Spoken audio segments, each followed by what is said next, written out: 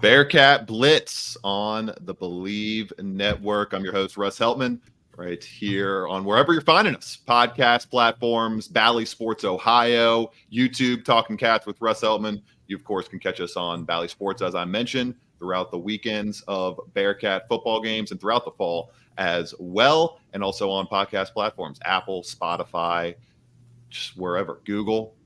What do we got? We got Stitcher as well, Amazon, all over the place. Dom, as I welcome in my co-host, Dominick Goodman, former UC wide receiver. Got a very fun show for you guys today. Picking up the pieces on Tuesday. We did that. We picked up the pieces from the Miami game. You're moving on. The team is moving on. They had a good week of practice, good hard week out there at Nippert Stadium, and they're ready for what could possibly be, Dom, you could argue, the toughest test to come to this stadium in the past decade. This is the number one EPA offense, expected points added per play offense in the country. They're the most efficient offense in the country. They're winning their games this season by 47 points per game, and it's a team by the name of the Oklahoma Sooners. Big noon kickoff in town. The Fox set getting set up out there on campus, Dom. This is going to be a really fun one. And on top of that, to close the show, back half of it, we're going to have UC guard Luke Kandra in for a discussion. He's played pretty well so far this year, has gotten accustomed well to the change from Louisville to UC. Hasn't been a huge change for him in terms of system.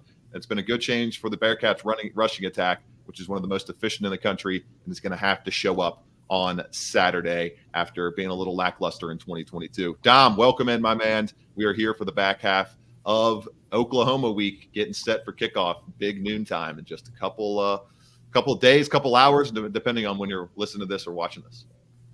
Yeah, it's exciting, especially having a good week of practice, getting that out there system for us with last week. Just getting ready for Oklahoma is a big game. It's a big test for them. Can change things around and also put eyes back on them. So this is a true test, and we're gonna see what happens this week. Cannot wait to see how this one plays out. We UC as a 14.5-point underdog in this one. It's moved a half point, Dominic, towards the Sooners. So bettors liking what Oklahoma brings to the table. And let's go ahead and compare these teams real quick in a quick rundown. Red zone efficiency. That's what this game is ultimately going to come down to. I'll touch on that a little bit more in our big keys to the game, Dominic. But both of these teams defensively have had some issues in the red zone, and offensively, Oklahoma have been very efficient. UC so far this year has not obviously taken enough advantage of those touchdown opportunities. Defense rank on UC 115th in red zone efficiency. Oklahoma's offense 18th overall in red zone efficiency. Then when you look on the flip side of things here, the Oklahoma defense 128th in red zone efficiency, Dominic. That is something UC has to take advantage of despite owning the 72nd ranked red zone offense. 13th in first downs, 8th in rushing yards, 28th in yards per play, 59th in points. This UC offense has been very good so far this season, 26th in third down conversions. Dominic, it's going to be very interesting to see if UC can figure it out against a lackluster red zone defense in Oklahoma that sports one of the best linebackers in the entire conference, a guy who is definitely going to be someone UC needs to keep an eye on in linebacker. Danny Stutzman leads the conference in tackles, ranks third in tackles for loss, and has a sack already this season for the Sooners in 3 games. Yeah, especially with that red zone, especially what happened last week, I think they're going to clean stuff up and have a good game plan for this week in the red zone, because that's a real big thing. Get down there in the 20, getting 20 and in. This you must have some points, a field goal or a touchdown, any of those things. And I think they're going to do clean that up and have a good game plan for Oklahoma. The linebacker is just a guy I know they're going to have a game plan for, is just keeping them out the backfield, keeping them from getting pressure. And I think that to do those things, I think they will have the big advantage in the game or make it even, because Oklahoma, I mean, they a scoring machine. They was like that when I played. So any chance UC can get with a turnover or 3 and out or any of that, it's just important that UC comes down and capitalize on that. And I think that's the biggest key in the game, just capitalizing on the moments, just like how Miami did. Just capitalizing on the moments is the biggest part of the game this week. No doubt. When you look at this team, Oklahoma, 55.7 points per game, third in the country.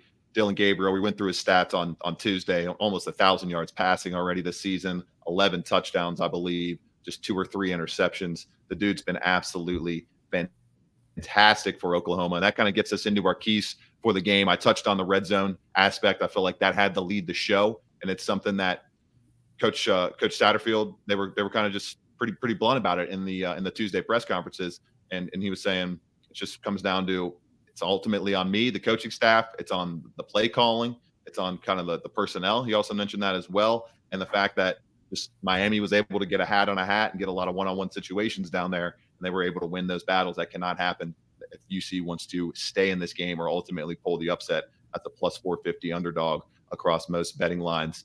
Your top key to the game for UC to be able to not only stay within the 14.5 points, but pull off one of the bigger upsets at home in recent memory.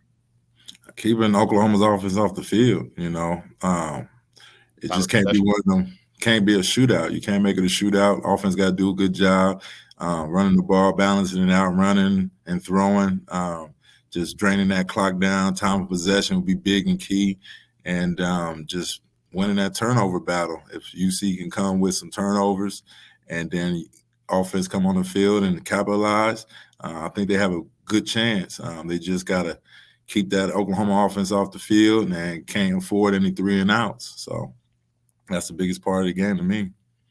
I like it. And the piggyback on that point there from Dominick, the fact that you have this team in Oklahoma, one of the fastest tempo teams in the country. Dillon Gabriel, so used to that tempo from his time playing at UCF. Taj Ward, UC safety, veteran safety, touched on that in his media availability yesterday. And this team in Oklahoma, very, very good. 37th nationally in FBS plays per game, 72.7, and 10th in yards per play. You can't let them rack up a bunch of chances out there. And then in terms of Cincinnati, they bring a good strength in that aspect to this game when you think about the fact that they are able to control the ball. They have time of possession this season, Dominick, of 34 minutes per game, tied for 5th nationally. That's very good to see. So maybe that can be a way, as you mentioned, keep that offense off the field, slow this game down a little bit, and take advantage of some lessened possessions and get some more variance in that way for UC to be able to pull off the upset. Get to our predictions here in just a moment, and then we'll welcome in UC guard Luke Kandra on Bearcat Blitz. I'm your host, Russ Eltman, and this is Dominick Goodman, of course, my co-host with me alongside on the show. My biggest key is, can UC secondary turn it around? This is the number 1 EPA offense in the country versus the number 102 number 1 EPA per pass offense in the country versus the number 102 EPA per pass defense in the country. It's largely going to come down to that for me. Can Jordan Young, Justin Harris, whoever's out there on the outside, can that secondary be keyed in, be locked in, keep the communication sound, and play a really, really sound game to be able to slow down what is ultimately arguably the best passing offense and statistically, analytically, the best passing offense they'll see this season. Down game against Miami. Can you shore up those big plays? That's where it's going to come down to for me. Dominick, your prediction in this game before we take a quick break and then welcome in Luke. I just feel like it's one of those games that you can't, it's hard to predict, because it's like with me, it's like I got to watch the first play, the first drive to really see how things are going to go.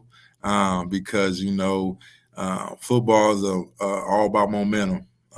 So whoever has the momentum at the end of the half or the beginning of the game is most likely going to take over the game. So with me, I just feel like prediction-wise, if UC comes out strong, do the things they need to do to keep that offense off the field, I'm taking UC, let's go 35-32. And I think it's going to come down to a field goal. But if Oklahoma comes out swinging and they're not doing their job, it could be a long night. So I'm in between. Put it like that. I'm in between. 35-32. All right. I'm rolling. UC covers the spread here. I do think they keep it close, honestly. I think they bounce back. I think they get a nice little just perfect storm of outside noise and things surrounding them. But ultimately, Oklahoma is able to get it done. I got 33-30 Oklahoma in this one, a classic at Nippert Stadium. And the first time Oklahoma coming to Nippert Stadium, the last time they came to Cincinnati, obviously, right after you graduated, Dominick, in 2010. UC fell 31-29 at the hands of who was that? It was Landry Jones, I think, going all the way back then, and Ryan Broyles getting back in the Wayback Machine. Welcome on, Luke Kandra. Welcome on, Luke Kandra. I'm Russ Heltman. He's Dominick Goodman, and we'll be right back on Bearcat Blitz.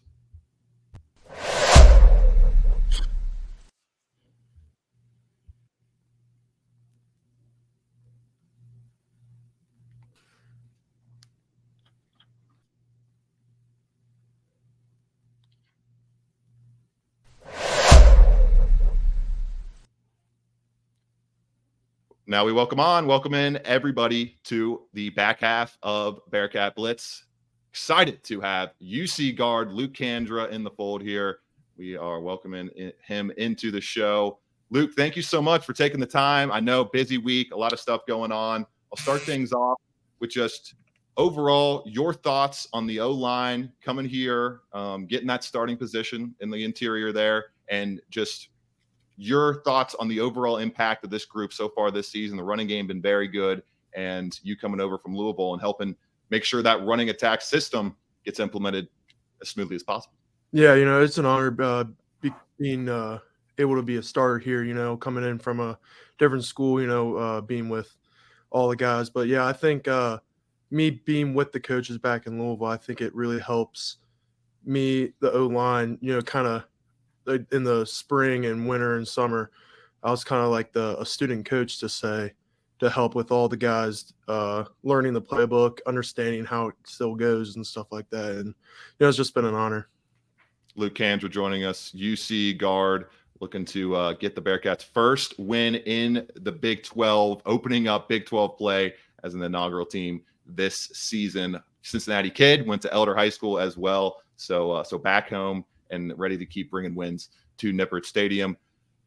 Luke, when you talk about that impact of being able to teach guys, being able to help usher in the system, how much does that help you grow your game? How much has that helped you kind of, in your eyes, improve over the last 6-7 months as an interior lineman?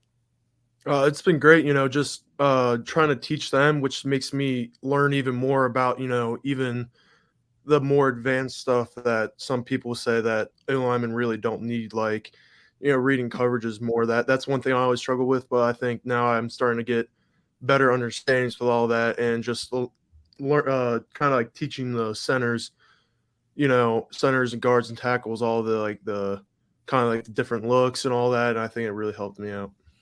UC right guard Luke Kandra joining us. Dom, all you, man. Ask away. Well, I got to ask. I'm a Cincinnati guy myself, and you an Elder guy. Coran Elder has some history. Yeah. But how does it feel just being back, playing for your hometown? It's been awesome. Really just a blessing. But yeah, it's just being back home. Just seeing all my friends and families, going back, like living 15 minutes away from my house. With everyone, it's just been awesome. I know you've been getting them home cooked meals, man. I used to get those every weekend. Yeah. So, awesome. Luke, run game's been one of the best in the country so far. It's been a top 20 unit in terms of just analytically, just overall, any way you want to slice it. Corey Kiner obviously had a big year so far. Ryan Montgomery gets a big game last weekend. Emory goes over 100 yards rushing. This outside zone scheme, what has been just the biggest catalyst for it being implemented so quickly and so, I don't want to say ultimately as smooth as you guys want it, but pretty smooth in comparison to the rest of the country?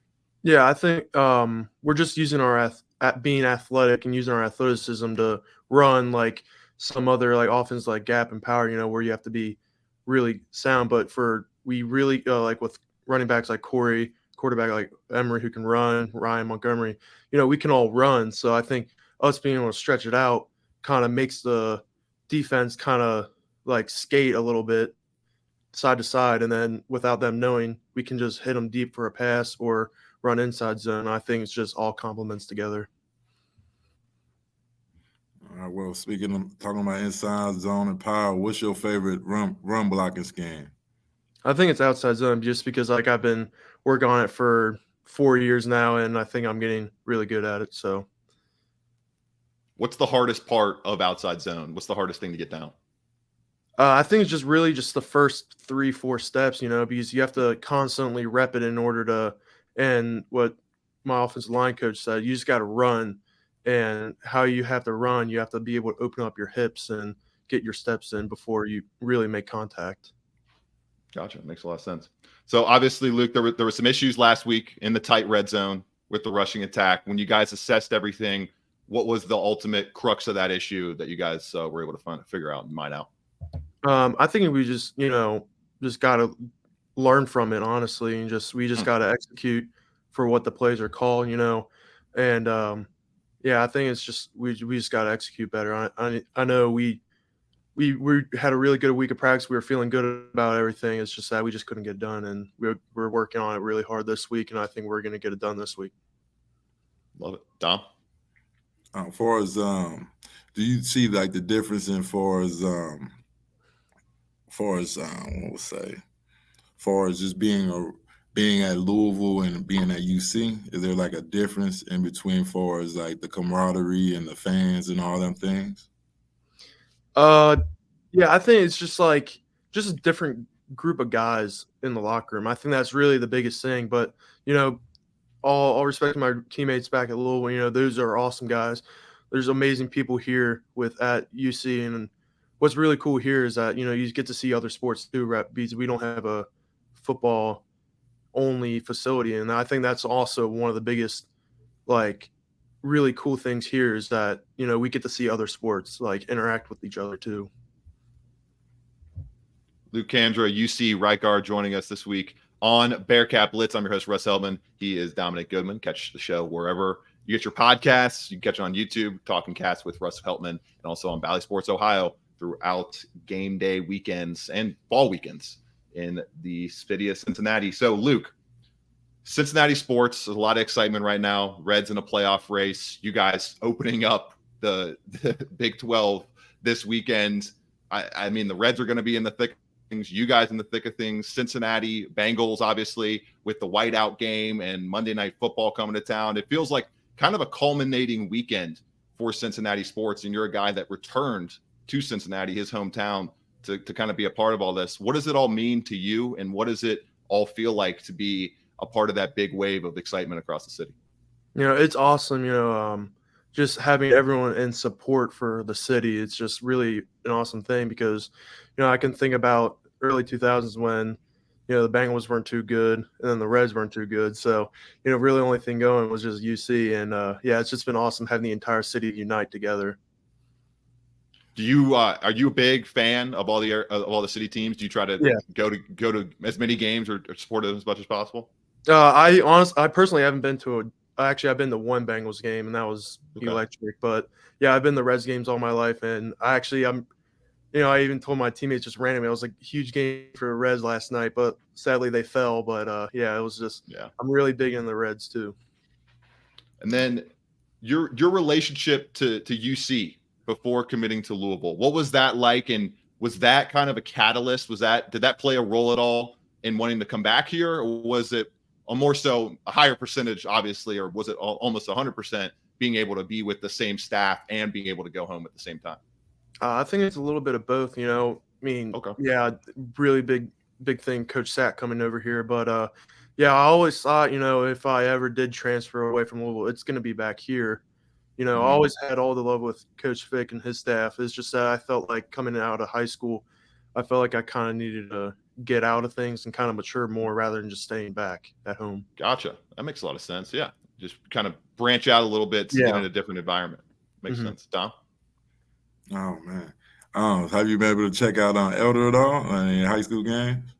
Yeah, I watch every Friday night on their live stream. It's it's been awesome. Even back at Louisville. Do you think they got a shot at state? I think so. They got a good squad right now. So they've been playing really well. Yeah, I've been checking them out. Yeah. So the relationship with Elder, do you have a strong tie with those teams? Do you guys ever go back for camps or anything in the summer? Do you try to get back at all, or is it kind of just it's everything such a whirlwind being a college athlete? It's tough to kind of get back as much as you like. Yeah, it's tough, over during our breaks, that's where I lift. I go back to Elder to lift, to run, Okay, I yeah, still have good contact with coaches, the strength coach there. But yeah, it's by the time they start doing football stuff, we're doing football stuff in camp and then games. Like I know during my bye week, I'll most likely be going to the game, but like on Friday nights we're in hotels and we can't really get out. But right. I still watch the games. But I would if I had a chance, like afterwards, yeah, I really do want to come back. So Love it. Love it. Luke Kandra, UC guard, joining us. One more question for Luke, and then Dom, if you got one more, ask away after this. But this game, Oklahoma coming to Nippert, an opponent like this, it hasn't happened very often, but it's about to happen consistently every single year for the foreseeable future as a Big 12 team. Where does this game rank on your excitement level?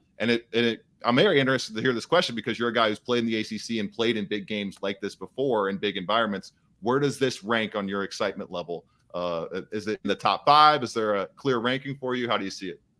I think it's definitely top 5 because it's Oklahoma, just the name itself and the fact that it's my really just being back here at UC, just all the excitement, every single game for me wearing the uniform has just been awesome, excited. But yeah, I think it's up there because, on all those big games in the ACC, like last year we played number 10 Wake Forest. I was actually hurt, so I didn't play. I was super excited for the guys, all the win. But yeah, this is definitely top 5 for me. Dom, anymore? So as far as like how what is your like mental focus? What is your mind frame coming into a game like that? My mindset, it's just like for me personally, yeah, it's a huge game, but I think it just as my preparation, just as any other game, no, nothing, you can't be too high, but you can't be too low, just like you just got to keep cool and keep doing what you're doing, rely on your practice, your technique, and all that. UC guard Luke Kandra. Luke, good luck the rest of the season, man. Good luck this weekend. Thank you so much for the time. I know it's a busy schedule. We appreciate you coming on Bearcat Blitz. Thank you. Appreciate it, man. Luke Kandra, good stuff there, Dominick, from Luke. He was very gracious with his time, and glad to have him on. Very thankful for him taking the time, and of course the UC media team for putting it all together. Thanks to them as well. Dominick, we're about to sign off here. Running out of time. Real quick, our predictions for this weekend. I got 33-30. You got 35-32, correct, UC? Correct. All right, man. It's going to be a fun one. Cannot wait to see how this plays out.